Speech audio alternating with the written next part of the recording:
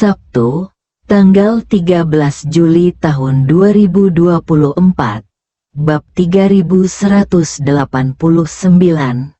petunjuk baru. Bab 8246 sampai bab 8250. Meskipun Howard tidak tahu siapa yang menculik ayah dan anak malang di Hogwarts, dia tahu betul bahwa pihak lain bukanlah lampu hemat bahan bakar. Tepat ketika semua orang mengira mereka harus disembunyikan di suatu tempat di Tiongkok, keduanya tiba-tiba muncul di laut, dan mereka meminta $1 miliar. Meskipun jarang ada penculik yang berani meminta jumlah ini, mereka tidak jarang, tetapi mereka berani untuk meminta jumlah sebesar itu. Ini adalah pertama kalinya dia memberitahu keluarganya secara langsung bahwa dia tidak akan melepaskannya meskipun uang itu diberikan kepadanya. Menghadapi penculik seperti itu, jika Jenny tidak memberikan uang, pihak lain pasti akan membeberkan masalah tersebut dan membuatnya dicap kejam dan tentara bayaran.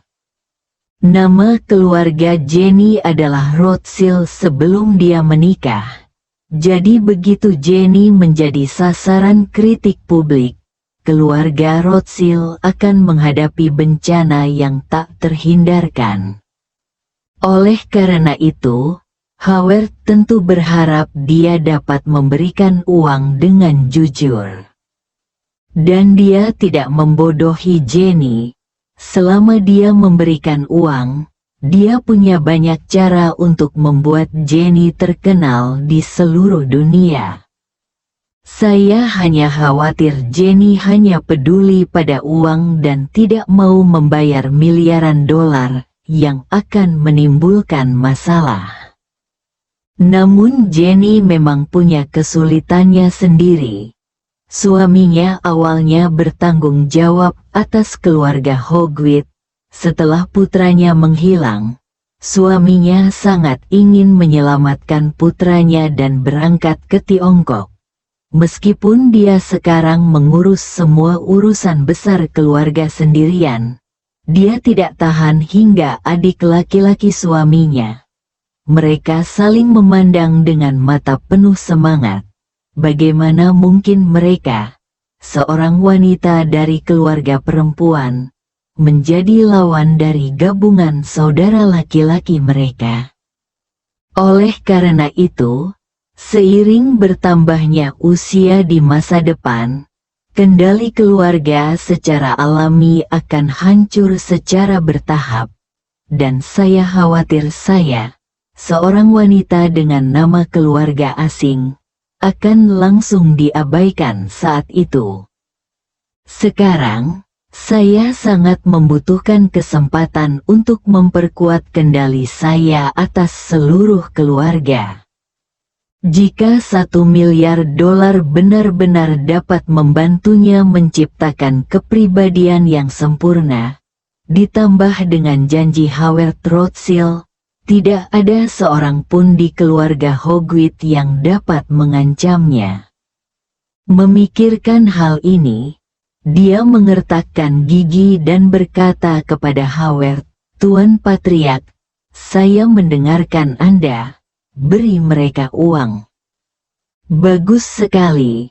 Howard menghela napas lega dan meyakinkan, "Jenny, jangan khawatir. Uang ini pasti sepadan.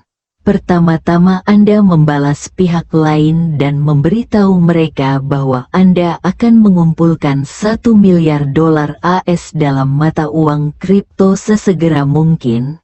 Saya mengatur tim reporter untuk pergi sekarang dan mulai melacak dan memfilmkan Anda 24 jam sehari mulai saat ini. Ini akan menjadi bahan spekulasi."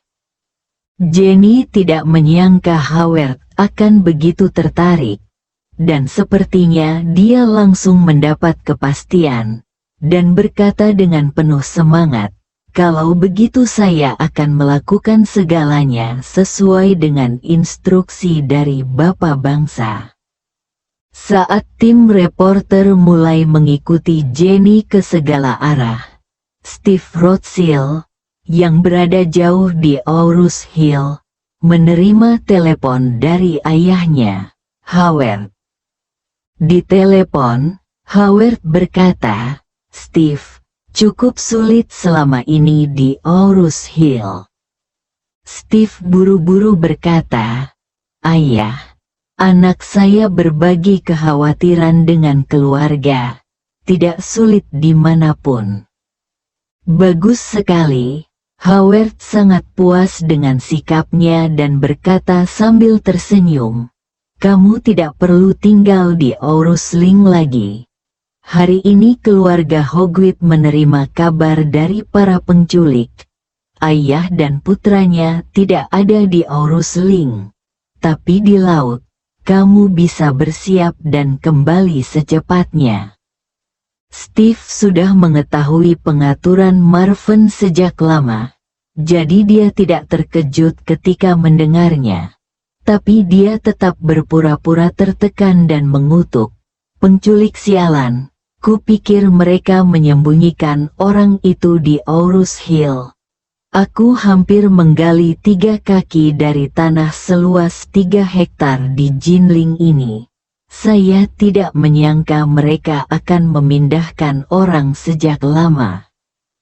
"Tidak masalah," Howard berkata sambil tersenyum, "melepaskanmu hanya untuk memberi contoh bagi keluarga agunan dan memberitahu mereka bahwa kami peduli terhadap mereka. Sebagai pewaris keluarga dan orang nomor 2, orang di seluruh keluarga, kamu akan pergi dan membantu mereka menemukannya sendiri. Kamu sudah memberiku banyak muka, dan sekarang ternyata bukan kamu tidak kompeten, tapi informasinya salah. Jadi kamu bisa kembalilah dengan cara yang terbuka dan jujur." "Baiklah ayah," Steve berkata, "karena tidak ada yang salah dengan Jinling. Aku akan bersiap untuk kembali menemuimu sesegera mungkin." "Oke," Howard berkata dengan puas. "Saat Anda kembali, kami akan mengadakan jamuan makan untuk menghibur keluarga agunan tersebut, sekali lagi memperdalam rasa terima kasih dan ketergantungannya pada kami. Ini juga akan meletakkan dasar yang kokoh bagi Anda untuk mewarisi keluarga di masa depan." Steve dengan cepat berkata dengan nada sangat berterima kasih, "Terima kasih, Ayah, terima kasih atas kerja kerasmu." Ketika Steve mengatakan ini, dia mengutuk dalam hatinya dan berkata dengan depresi, "Kamu begitu sok suci, apakah kamu hanya ingin membodohi saya dengan menjadi yang disebut sebagai pewaris yang ditunjuk? Jika Ye Cheng dapat membiarkanmu hidup selama 50 tahun lagi, kamu itu tidak mungkin bagiku untuk menjadi pemimpin klan dalam 49 tahun ke depan. Lebih baik mengandalkan Ye Chen daripada mengandalkan ayah kandungku." Setelah Steve bersikap sopan kepada ayahnya di telepon, dia menutup telepon dan buru-buru menelepon Marven. Saat ini, Ye Chen sedang berkendara ke Purple Mountain Villa. Lin Warner mengiriminya pesan 10 menit yang lalu, mengatakan bahwa dia memiliki beberapa petunjuk baru dan ingin mengundangnya ke Purple Mountain Villa untuk wawancara menyiapkan teh dan makan malam, dan mengundang Ye Chen duduk mengelilingi kompor membuat teh, dan Ye Chen langsung setuju. Begitu telepon masuk, dia segera berkata, "Tuan Ye, ayah saya menelepon saya dan meminta saya untuk kembali. Sepertinya saya tidak bisa tinggal bersama Anda untuk berbagi kekhawatiran Anda. Ye Chen tersenyum dan berkata, saya tidak memiliki kekhawatiran apapun untuk Anda bagikan dengan saya. Karena dia telah meminta Anda untuk kembali, Anda harus segera kembali. Steve buru-buru berkata, Tuan Ye, bolehkah saya mentraktir Anda makan sebelumnya? Ye Chen berkata, tidak perlu makan, diskon saja. Steve tertegun sejenak, lalu mencibir 2 kali dan berkata, Tuan Ye, Anda benar-benar pandai bercanda. Saya sangat ingin mentraktir Anda makan, dan saya harap Anda dapat menunjukkan rasa hormat Anda. Ye Chen bertanya kepadanya, kapan kamu akan kembali? Steve berkata, jika tidak ada yang penting, saya harus kembali besok. Kalau tidak, akan sulit menjelaskannya kepada ayah saya. Dalam kesannya, saya pasti tidak ingin meninggalkan tempat ini sepanjang waktu. Ye Chen berkata, kalau begitu besok siang, apa pendapatmu tentang Tianxiang Mansion? Steve berkata dengan penuh semangat, bagus, ayo kita pergi ke Tianxiang Mansion besok siang. Oke, Ye Chen berkata. Sampai jumpa besok, aku harus menutup telepon terlebih dahulu. Baiklah Tuan Ye, sampai jumpa besok, cuaca semakin dingin, dan hanya ada sedikit dedaunan hijau di Gunung Ungu, kecuali beberapa pohon pinus. Sebagian besar pohon telah kehilangan daunnya, hanya menyisakan batang dan dahan yang gundul. Ketika Ye Chen datang ke halaman lantai atas Lin Waner di Purple Mountain Villa, dia terkejut saat mengetahui bahwa induk teh puer yang dibawa kembali dari danau di Anci sebenarnya tumbuh subur dan hijau, dengan lebih banyak daun daripada sebelumnya, dan itu juga jauh lebih besar. Lin Waner, yang berpenampilan seperti seorang gadis, sedang menjaga ibu dari teh puer, merebus teh di sebelahnya dengan api kecil. Pada saat yang sama, dia memanggang beberapa ginkgo dan kacang ginkgo di sebelah kompor, lalu mengeluarkannya aroma terbakar yang samar. Melihat Ye Chen masuk, dia tersenyum secerah bunga dan berkata dengan gembira, Tuan Ye, silakan duduk dengan cepat. Pelayan sudah membuat teh dan sedang menunggumu. Ye Chen mengangguk, mendekati bangku di depannya dan duduk. Lin Waner dengan hati-hati mengambil beberapa kacang ginkgo kuning panggang dari jaring besi oven. Kacang ginkgo itu relatif panas, jadi dia tidak berani untuk terus memegangnya. Dia buru-buru beralih di antara kedua tangannya, seolah-olah sedang bermain juggling. Ginkgo itu diputar bolak-balik di antara tangannya beberapa kali, dan suhunya turun sedikit. Dia mendekatkan ginkgo ke mulutnya, dengan ringan membuka bibirnya dan meniupnya, lalu mengupas salah satunya dan menyerahkannya ke mulut Ye Chen. Dengan ekspresi antisipasi di wajahnya, dia berkata, Tuan muda, cobalah.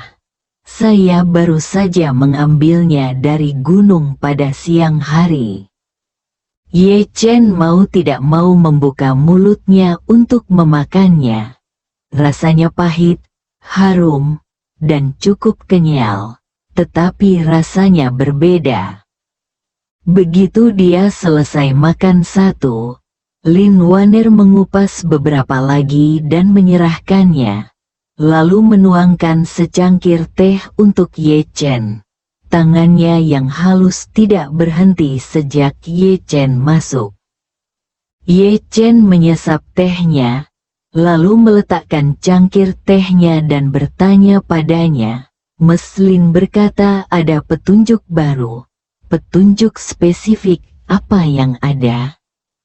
Lin Waner berkata, perusahaan pelayaran yang Tuan Muda ketahui sebelumnya bahwa penyelesaiannya akan dilakukan di Singapura telah dijual ke perusahaan Prancis. Pihak Prancis tampaknya cukup cemas.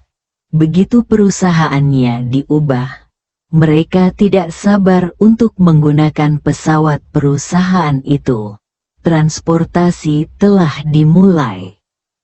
Ye Chen mengerutkan kening. Apakah Poking telah memasuki masa hibernasi? Mengapa Anda tiba-tiba menjual maskapai penerbangan itu? Lin Waner berkata, inilah yang tidak dapat dipahami oleh keluarga budak. Masuk akal jika Poking tidak akan kekurangan uang, jadi tidak perlu menjual perusahaan tersebut. Selain itu, perusahaan ini masih merupakan kapasitas inti transportasi global mereka. Dan sekarang dalam masa dorman, apalagi sudah waktunya untuk mengambil tindakan seperti itu. Sehingga keluarga Nu bertanya-tanya, apakah mereka menyadari bahwa maskapai penerbangan sudah tidak aman lagi? Bersambung.